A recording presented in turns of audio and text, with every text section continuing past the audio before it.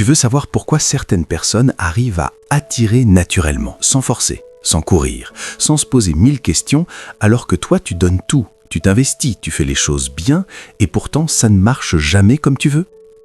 Pourquoi certaines personnes deviennent indispensables en quelques jours et d'autres restent bloquées au stade de « peut-être » ?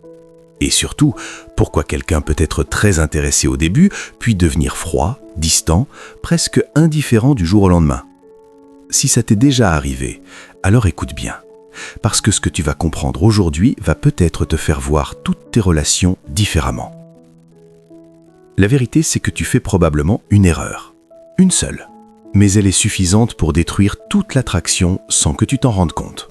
Et le pire, c'est que plus tu essaies de bien faire, plus tu aggraves la situation. Oui, ce que tu crois être la bonne attitude est peut-être exactement ce qui te fait perdre l'autre. Et dans quelques instants, je vais te montrer exactement pourquoi. Et surtout, comment inverser complètement la dynamique. Parce que non, attirer quelqu'un, ce n'est pas une question de chance, ce n'est pas une question de physique, et ce n'est même pas une question de personnalité. C'est une question de dynamique, une mécanique invisible que la plupart des gens ne comprennent pas, et tant que tu ne la comprends pas, tu continues à répéter le même schéma. Imagine cette scène. Tu rencontres quelqu'un, le feeling passe immédiatement, les conversations sont fluides, il y a de l'énergie, de la complicité, peut-être même une connexion forte. Tu sens que quelque chose peut se construire, et à ce moment précis, sans t'en rendre compte, tout commence à basculer. Tu commences à t'investir un peu plus, tu réponds plus vite, tu fais plus attention, tu deviens plus disponible. Tu penses à cette personne plus souvent, tu veux bien faire, tu veux montrer ton intérêt, tu veux sécuriser la relation. Et c'est normal, tout le monde fait ça. Mais c'est exactement là que tu fais l'erreur. Parce que l'attraction ne fonctionne pas comme tu le penses. L'attraction ne récompense pas celui qui donne le plus, elle récompense l'équilibre, elle récompense la tension, elle récompense la progression. Et quand tu donnes trop vite, tu casses tout ça. Tu enlèves le mystère, tu enlèves l'envie de te découvrir. Tu enlèves l'espace nécessaire pour que l'autre développe des émotions. Et surtout, tu crées un déséquilibre. L'autre commence à recevoir plus qu'il ne donne et inconsciemment, quelque chose change. L'intérêt baisse, pas brutalement, pas immédiatement, mais progressivement. Et toi, tu le ressens. Tu sens que quelque chose n'est plus comme avant. Les messages sont plus courts, les réponses plus lentes, l'énergie moins forte.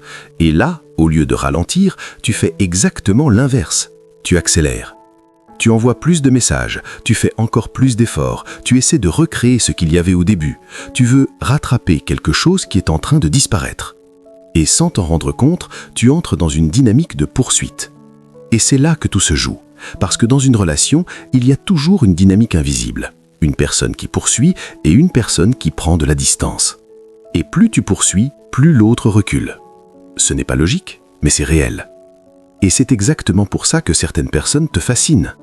Parce qu'elles ne te donnent pas tout, parce qu'elles laissent de l'espace, parce qu'elles ne courent pas après toi. Et ton cerveau interprète ça comme de la valeur.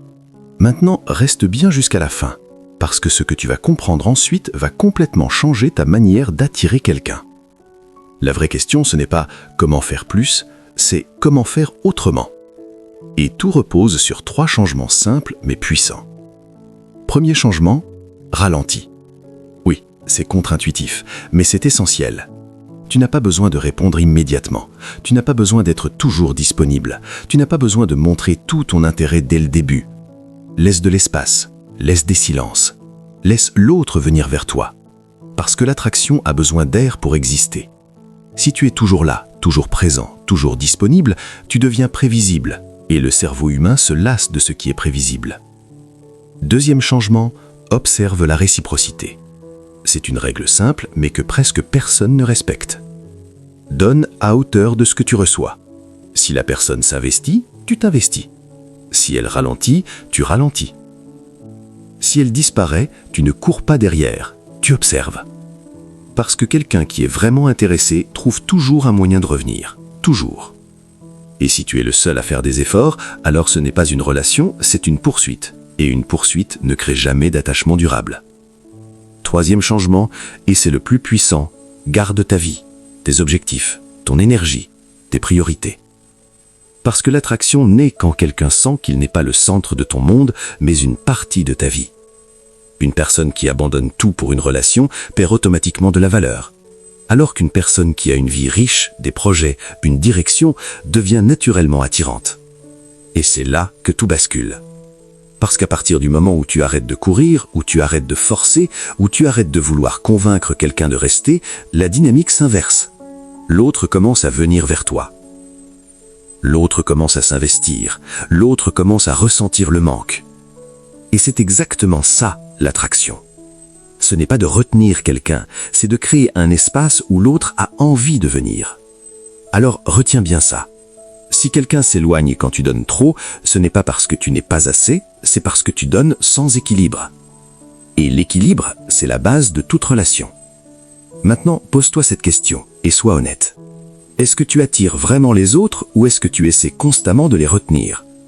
Parce que la réponse à cette question peut tout changer. Et si tu appliques ces 3 choses, tu verras une différence. Pas dans un mois, pas dans un an, mais dès ta prochaine rencontre. Et là, tu comprendras enfin ce que veut dire attirer quelqu'un. Sans effort. Code mental. Comprendre avant de changer.